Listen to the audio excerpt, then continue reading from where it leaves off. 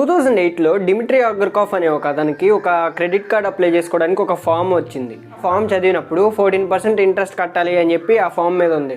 అయితే దాన్ని ఇంకా క్లియర్గా చదివినప్పుడు లోపల మాత్రం 45% ఇంట్రెస్ట్ పే చేయాలి అని చెప్పి ఆ క్రెడిట్ కార్డ్ మీద ఉంది. అయితే అప్పుడే డిమిట్రీకి ఒక ఐడియా వచ్చింది. ఆ ఫామ్ ని తీసుకున్నాడు. సేమ్ ఆ ఫామ్ ని చూసి యాస్టీస్ ఒక డూప్లికేట్ ఫామ్ ని క్రియేట్ చేశాడు. కానీ ఆ డూప్లికేట్ ఫామ్ లో మాత్రం 0% ఇంట్రెస్ట్ అని చెప్పి ప్రింట్ చేశాడు. అంతేకాదు, ఒకవేళ ఆ క్రెడిట్ కార్డ్ కంపెనీ కానీ క్రెడిట్ కార్డ్ ని క్యాన్సిల్ చేస్తే ఆ కంపెనీ వాళ్ళు 1.5 crore డిమిట్రీకి ఇవ్వాలి అని చెప్పి కూడా ఆ ఫామ్ లో ఫిల్ చేశాడు. అయితే ఈ ఫామ్ ని తీసుకుని ఆ క్రెడిట్ కార్డ్ కంపెనీ వాళ్ళ దగ్గరికి వెళ్ళాడు. వాళ్ళు మాత్రం వాళ్ళు పంపించిన ఫామే అనుకుని ఆ ఫామ్ ని యాక్సెప్ట్ చేశారు. ఇంకా క్రెడిట్ కార్డ్ ఇచ్చేసి లోన్ కూడా ఇచ్చారు.